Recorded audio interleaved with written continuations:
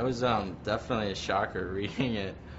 I mean, the first 3 days of coming back filming were just, we did all of the really intense emotional things within the first 3 days. It was just like, it was nuts. It was like more than I did in the entire first season. So it was just packed into 3 days. But it was really really cool storylines.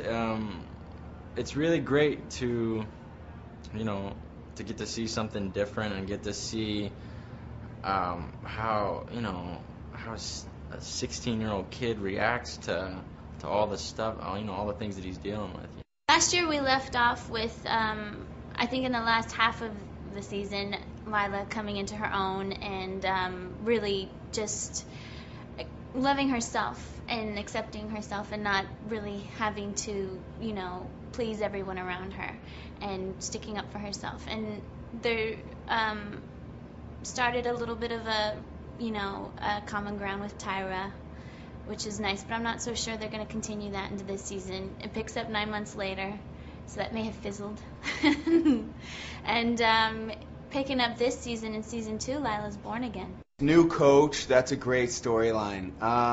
Obviously, Riggs doesn't get along with him. The way Coach Taylor knew how to handle Riggs, and the coach completely goes the wrong way to do it.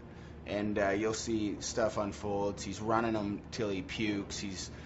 Riggs is missing practice, won't show up, late to games, throws his helmet down, says, go find yourself another fullback. Well, in the first episode, there was an altercation where Tyra was actually being stalked by this guy. And it was very scary. And they happened to be together one night, and because she calls him over because she heard something.